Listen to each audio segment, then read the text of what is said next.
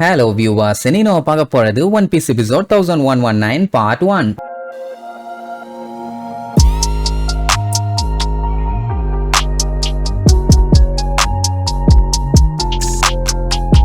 Open பண்ணா உன்ன பாட்டுல ஒரு பெரிய ட்விஸ்டுக்கு மேல ட்விஸ்டா வச்சாங்களே, அதான் அந்த ஈமுவா காமிச்சாங்களே. அத பார்த்துட்டு கிங் கோப்ராக்கு தூக்கி வாரி போட்டுருச்சு. ஏன்னா அந்த சிம்மாசனத்துல யாருமே உட்கார கூடாது, ஆனா அவ போய் உட்கார்ந்து இருக்கா. அது மட்டும் இல்லாம இந்த உலகத்தை ஒத்தையால யாரும் ரூல் பண்ண கூடாது அப்படி இல்லன்னு எல்லாம் நினைச்சிட்டு இருக்காங்க. ஆனா இங்க ரூல் பண்றது ஒரே ஆளு, 5 எல்டர்ஸ் எல்லாம் டம்மி. அப்ப அந்த ஈமு வந்துட்டு நம்ம கோப்ரா கிட்ட 2 விஷயம் உங்ககிட்ட சொல்லணும்பா, ஒரு விஷயம் உங்ககிட்ட கேட்கணும்பா. ஆனா நம்ம கிங் கோப்ராக்கு அந்த ஈமுவோட சவுண்ட ஆல்ரெடி எங்கேயோ கேட்ட மாதிரியே ஒரு ஃபீலிங். மேபி இது கோயின்சிடன்ஸா கூட இருக்கலாம், ஆனா ஃபர்ஸ்ட் 20ன்னு சொல்லி எடுப்பாரு. நீ என்ன கேட்டாலும் நான் ஆன்சர் சொல்ல மாட்டேன், ஆனா உனக்கு தேவையான விஷயத்த நான் கண்டிப்பா சொல்லுவேங்கிற மாதிரி சொல்லுவா. என்னடான்னு கேட்டா அந்த டிங்கிற பேர் வச்சிருக்கவங்க எல்லாருமே ஒரு காலத்துல இவங்கள அப்போஸ் பண்ணவங்க. இப்ப பாத்தீங்கன்னா ஏகப்பட்ட இடத்துல அவங்க அப்பியரன்ஸ் இருக்குது. நிறைய பேருக்கு அவங்களுக்கு எதுக்கு டிங்கிற நேம் வச்சிருக்காங்கன்னே தெரியாம வாழ்ந்துட்டு இருக்காங்க. ஆக்சுவலா இந்த விஷயமே 800 வருஷத்துக்கு முன்னாடி குயின் லில்லி பண்ண தப்பால உருவானதாமா. அதத்தான் ஓஹராவை சேர்ந்த ஸ்காலர்ஸ் எல்லாம் மோப்பம் பிடிச்சு கண்டுபிடிக்க ட்ரை பண்ணாங்க. அந்த 100 இயர் வாய்டு அண்ட் பைரட்ஸும் பாத்தீங்கன்னா பானகிலிஃபை கண்டுபிடிச்சு ட்ரெஷரை கண்டுபிடிக்க அடிச்சுக்கிறானுங்க. இந்த பிரச்சனை எல்லாமே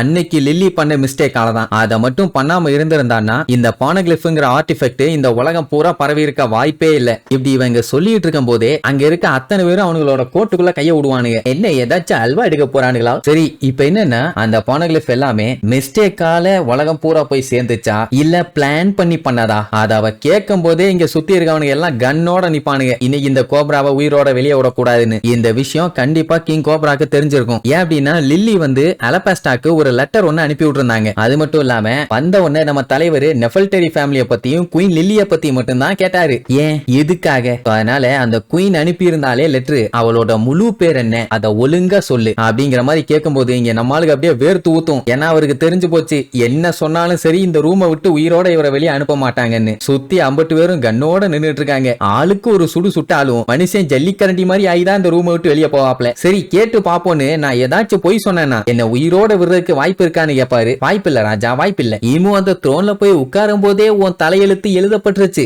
இனிமேட்டெல்லாம் சான்ஸே இல்ல தம்பி. சோ ரெடியா இருந்துக்கன்னு 4 பேரு கன்னு, ஒருத்தர் கத்தி, சீவலு செதறலுன்னு எல்லாமே அட்ட டைம்ல நடக்க போகுது. அப்படியே பயங்கரமா மூச்சு வாங்குது. ஆஹா வலியக்க வந்து மாட்டிட்டேனேன்னு. இந்த மாதிரி ஒரு பெரிய விஷயத்தையே உலகத்துக்கிட்ட இருந்து மறைச்சிருக்கானுங்கன்னு அவருக்கே தூக்கி வாரி போடுதுன்னா பாருங்களேன். இப்படி இவங்க பேசிட்டு இருக்க எல்லாத்தையுமே நம்ம தலைவர் இருக்கானே சாபோ ஒன்னு விடாம கேட்டுட்டு இருப்பான். கண்டிப்பா இது நார்மலான சிச்சுவேஷன்ல மட்டும் நல்லா தெரியுது. சரி வேற வழி இல்லன்னு அவர் அந்த லெட்டர்ல என்ன படிச்சாரோ அதை அப்படியே சொல்லுவாரு. 800 வருஷத்துக்கு முன்னாடி அலபாஸ்டாவை ரூல் பண்ணிட்டு இருந்த குயின் வேற யாரும் இல்ல, நெஃபல்டரி டி லில்லி அப்படின்னு உன்னை எது டியா அப்படின்ட்டு ஷாக் ஆகி வாழு மாதிரி உன்னை உருவாக்கி சரக்குன்னு சொருகி தூக்கிடுவா. அவ்வளவுதான், மனுஷனுக்கு அப்பவே மூக்கு வாயின்னு ரத்தம் ஊத்த ஆரம்பிச்சிருச்சு. இதுக்கு மேல வெயிட் பண்ணா அவரோட தலையை தனியா எடுத்துருவாங்கன்னு உள்ள இறங்கிடுவான். ஆக்சுவலா இதெல்லாம் பண்ணிருக்க மாட்டான், பட் கிங் கோப்ராவை காப்பாத்துறக்காண்டி உள்ள வந்திருப்பான். வந்தவன் நெருப்பு வச்சு ஒரே அடி அங்க இருந்த 5 எல்டர்ஸும் தெரிச்சிருவாங்க. அதுக்கப்புறம் அந்த ஈமுவா ஃபயரை வச்சு அடிச்சா அது ஏதோ கருப்பு கலர்ல ஒரு பெரிய உருவத்துக்கு மாதிரி அந்த ஃபயரை ஒரு கவ்வு அப்படியே காத்தோட காத்தா கரைஞ்சிரும். அது மட்டுமா சுத்தி இருந்தானுங்களே எல்டர்ஸுங்க, அவனுங்க அத்தனை பேரும் ஏதோ பேய் மாதிரி டப்பு டப்பு டப்பு டப்பு டப்புன்னு மாறுவானுங்க. சாபோ இவங்க எல்லாத்தையுமே காலி பண்ணிடலாம்னு நினைச்சான். ஆனா இந்த உலகத்தோட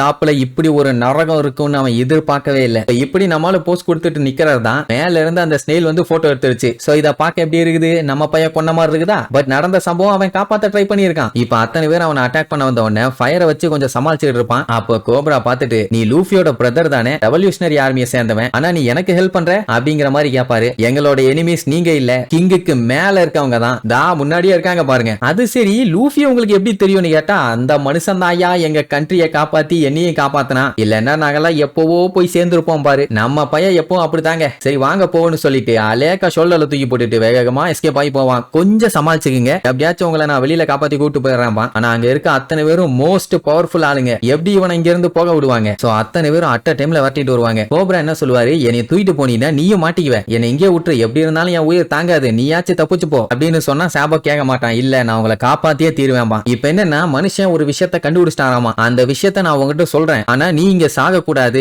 எப்படியாச்சும் இந்த மேட்டரை லூஃபி கிட்டயும் விவி கிட்டயும் சொல்லிரு அப்படின்னு என்ன ஏதுன்னு கேட்பான். அதாவது நம்ம எல்லாருமே டிங்கிற பேரை ஷேர் பண்ணிட்டு இருக்கோங்கிற மாதிரி சொல்லுவாரு. டியான்னு கேட்டுட்டு சாபோக்கு ஷாக் ஆகும். அட வேற ஒண்ணும் இல்ல, சின்ன வயசுல நம்ம பயலுக ஜாலியா ஒன்னா தானே இருப்பானுங்க. அப்போ ஒரு நாள் வேட்டையாடி சூப்பரா சமைச்சு சாப்பிட்டுட்டு இருக்கும் போது சாபோ ஒரு விஷயத்த நோட் பண்ணிருப்பான். என்னன்னா அவன் பேரு மங்கி டி லூஃபி, இவன் பேரு போட்கஸ் டிஎஸ். ரெண்டு பேத்துக்குமே டிங்கிற பேரு வந்திருக்குதே. அது எப்படி என்னன்னு கேட்டா அது அயிலேயே தெரியல, சின்ன பசங்களாச்சா. அதுலயும் ஏஸ் எல்லாம் எனக்கு இந்த பேரு வேண்டாம், பேசாம இந்த டிங்கிற லெட்டரை நீயே வச்சுக்க, சடிபோ என்ன சூப்பரானு சொல்லி ஜாலியா கிண்டல் பண்ணி சிரிச்சிருப்பானுங்க. சோ இப்பதான் பயலுக்கு புரியுது அந்த டிங்கிற பேரு சாதாரண பேரு இல்ல, அந்த பேருக்குள்ள ஒரு ரகசியம் இருக்குதுன்னு. சோ இப்பதான் இவருக்கே புரியுது அலபாஸ்டா இப்ப எந்த வழியில போகணும்னு. புரிஞ்சு என்ன பிரயோஜனம், அதான் சொரிஞ்சு விட்டாங்களே. இத சொல்லிட்டு இருக்கும் போதே மனுஷன் முக்க ஆரம்பிச்சிருவாரா, செத்துக்கிட்டு தொலைஞ்சிடாதயா, கொஞ்சம் கோஆபரேட் பண்ணு, எப்படியாச்சும் காப்பாத்திடுறான்பா. அந்த ஈமு விடுறதா இல்ல, கோப்ராவை எப்படி சொருகி தூக்கிச்சோ அதே மாதிரி சாபோக்கு ஒரு சொருகு, ரத்தம் தெரிய தெரிய ரெண்டு பேரும் தெரிச்சிருவாங்க. அவனாலே எந்திரிக்க முடியல, அவராலையும் சுத்தமா முடியல. இப்ப இருக்க நிலைமைக்கு யாராச்சும் ஒருத்தராச்சும் உயிரோட வெளியில போகணும், அவரால கண்டிப்பா முடியாது, நம்ம சாபோ தான் போய் ஆகணும். அதனால ஒரு கீவேர்ட் மாதிரி சொல்லிடுவாரு, பானகிளிஃப்